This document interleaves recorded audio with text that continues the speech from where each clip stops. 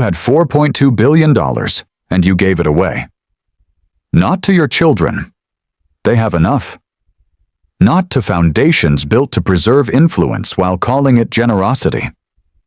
You gave it away with the specific intention of arriving at zero, which is a thing almost no one in your position has ever done, and which took 4 years, 12 lawyers, and a particular Tuesday morning in March to complete.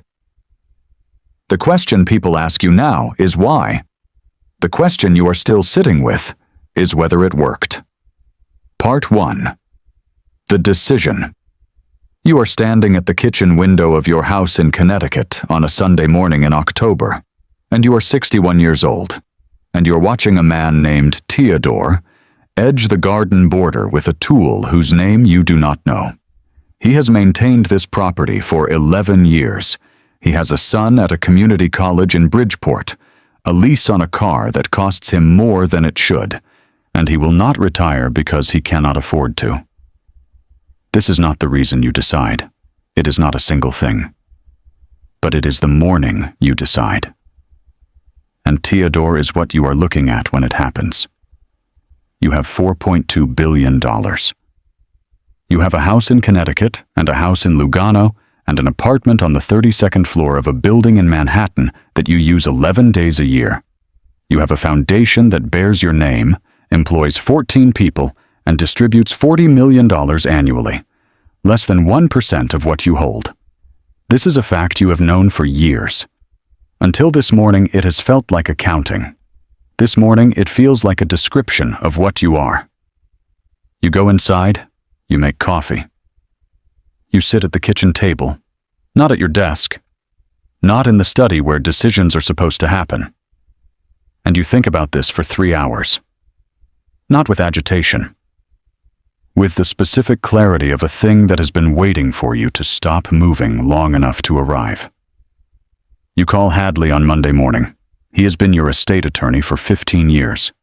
64 years old, meticulous, a man who has seen every configuration of wealth and what it does to the people who hold it. I want to give it away, you say. All of it. A pause.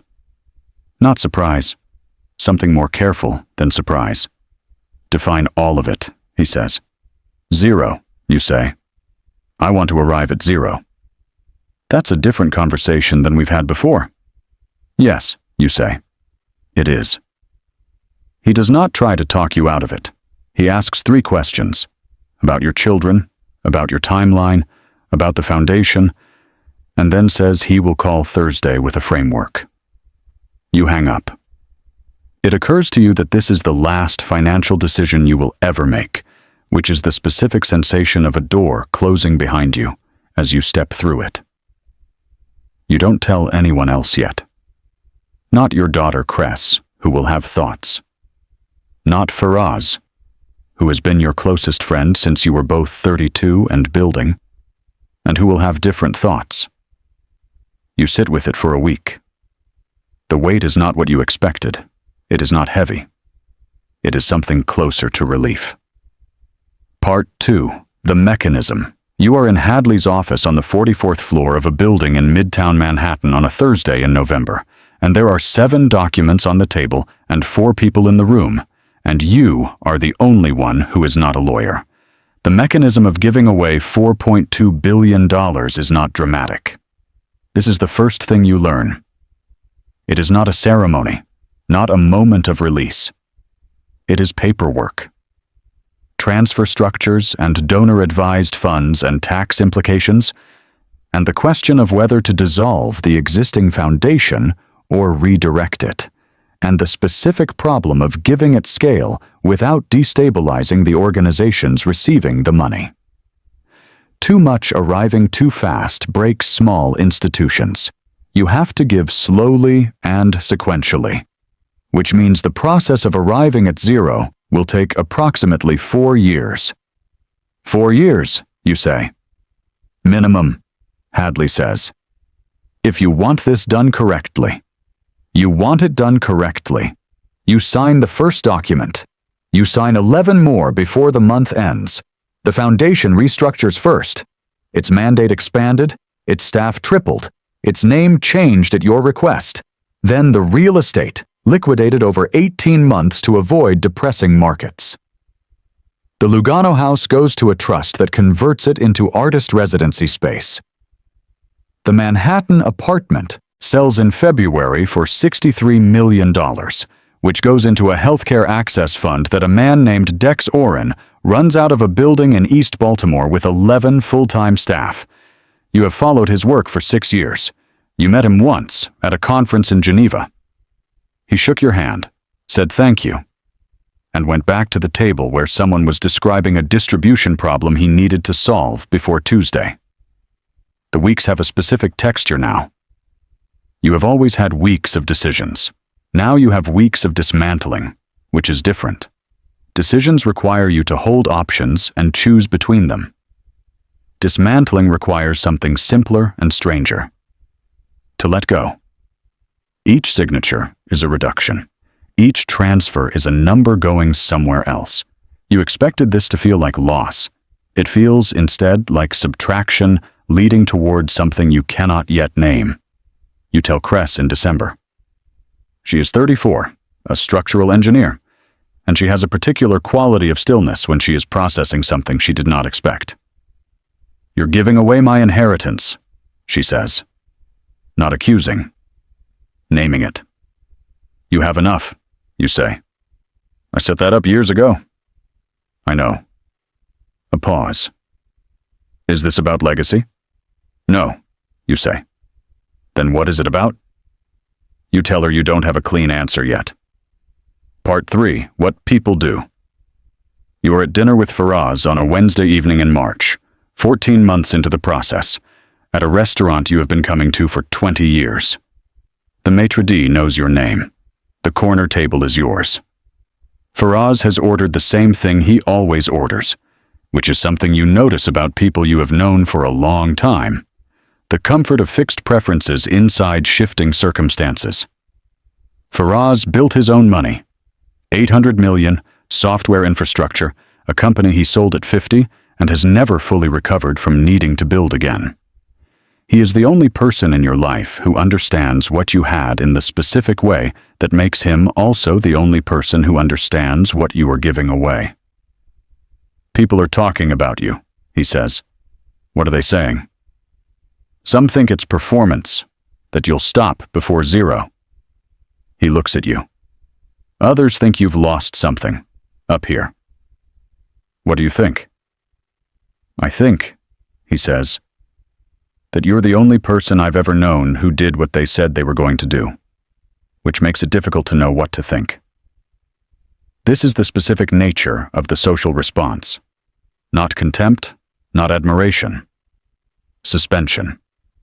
People who have known you for decades do not know where to place you, which is something only extreme wealth does to a person. It makes you into a category, and categories do not give things away. You have made yourself illegible to most of the rooms you previously occupied, and the rooms have not yet decided whether to wait for you to become legible again. Your financial advisor of 19 years, a woman named Stroud, meticulous, deeply skilled, resigns in February. Not with hostility. With the specific sadness of a professional whose professional relationship to you has been made impossible. I don't know what I'm advising toward, she says. You've made the destination disappear. You understand this. You thank her. You do not replace her. A journalist named Rask, who covers wealth for a publication in London, calls in April. She wants to interview you about the giving. What's the angle, you ask. Honestly, she says, I want to know if it's real. I've watched people do this before. Most stop. Or they build a structure that looks like 0, but still has them at the center of it. Named buildings? Legacy seats. Things that feel like surrender, but aren't. You think about this after the call. Not defensively. With the attention of someone who has been told an uncomfortable truth in time to do something about it. You are not finished yet. Part 4. The last transfer. You are in the smaller office of your Connecticut house on a Tuesday morning in March, 3 years and 11 months after the first call to Hadley, and the final transfer is processing. The last $38 million going to Dex Oren's network of community health clinics across 7 states, administered with the specific efficiency of someone who has spent his career watching money arrive too late and leave too early. You watch the number change. It has been changing for 4 years. This morning it reaches 0. The number is not 0 in the way you imagined 0. There is no sound. No shift in the air. The room is the same room it was at 8:59. You are in the same chair. The coffee you made is the same temperature. 0. When it arrives like a number. That is all. A number moving from one column to another. The drama was in the deciding. 4 years ago on a Sunday in October. This is just the last signature, which was signed 3 weeks ago by Dex in a conference room in Baltimore, and countersigned by you on a Wednesday afternoon with a pen you will return to Hadley's office. Hadley calls at 9:14. It's done, he says. Yes, you say. How do you feel? You look out the window. The garden is bare. It is March, early, the lawn's not yet green. The border Theodore edged on a Sunday morning 4 years ago is bare soil. He is working the far edge now, which you can just make out. I don't know yet, you say. I'll tell you when I know. He says he will call later in the week. He will not. There is nothing left to call about, which is something both of you understand without saying it. Your relationship with Hadley has been built, for 15 years, entirely from the architecture of what you held. You hold nothing now. The architecture is gone. Not because the relationship meant nothing. Because a professional relationship is a structure, and you have just removed its foundation. You close the laptop. You make more coffee. You sit at the kitchen table where you made the decision 4 years ago and wait for the thing you expected to feel. It does not arrive on schedule. Part 5. After. You are 50 days past 0. You are in an apartment in New Haven, rented, 2 bedrooms, 4th floor of a building that smells like the previous tenant's cooking, and you are eating cereal at a kitchen counter because there is no table yet, and you have not bought one because you have not decided how long you will stay. You have $800,000 in a personal account, structured by Hadley as living capital when you told him you needed to be able to function. This is what you held back, which is the specific irony of 0. It requires a floor to stand on even in the act of refusing the floor. 800,000 is not nothing. You know this. You have not resolved this. The apartment costs $1,900 a month. You pay it on the 1st of each month by bank transfer, which is something you have not done in 30 years. Paid rent, in the mechanical sense of transferring money for the right to inhabit a space someone else owns. The landlord is a man named Voss. He does not know who you are. He emailed once about a faucet. You fixed it yourself with a video and a wrench from a hardware store on Wally Avenue. Faraz calls on a Wednesday evening. How is it? He asks. Quieter than I expected, you say. Quieter good or quieter empty? You think about this. Quieter like the sound after a machine turns off, you say. Where you realize you were hearing it the whole time. He is quiet for a moment. And now? Now I'm trying to figure out what I hear instead. The calls have slowed. Cress calls every few days, which is more than before. The interviews, the invitations to speak, the requests, those have mostly stopped. You were interesting as a thing in process. As a completed thing, you are a man in an apartment in New Haven with a wrench and a box of cereal, which is not a story anyone has a framework for yet. You walk most mornings. 2 miles, sometimes longer. You have not walked without purpose in years. Not because you were unwell, because every hour carried a cost attached to it, and walking without destination was a cost that produced nothing. You have exercised. Trainers, scheduled windows, efficiency. Walking without destination is different. It is slow in a way that was previously intolerable and is now simply how the morning goes. You expected freedom and received something more complicated, a space where you anticipated something rushing in, and where instead there is the specific sound of a life being rebuilt from materials you have not yet identified. You do not feel free. Part 6. The question. You are 11 months past zero. You are sitting in the kitchen of the New Haven apartment on a Tuesday evening in February, and Cress is across from you with a glass of wine she brought from the city. She drives up once a month now. What started as concern has become something simpler and more reliable than concern. She asks you directly, because that is who she is. Did it work? She says. You think about this carefully. Not because you don't have an answer, because the answer keeps changing shape. I don't know what it was supposed to do, you say. That's part of the problem. You had an idea when you decided. I had a question, you say. Whether the money was making me more or less myself. I thought if I gave it away, I'd have the answer. And the question changed. You pick up your coffee. Or I changed. The money is gone and I'm still me, which means it wasn't the money. But it wasn't nothing either. She looks at you for a moment. That's not an answer. No, you say, it isn't.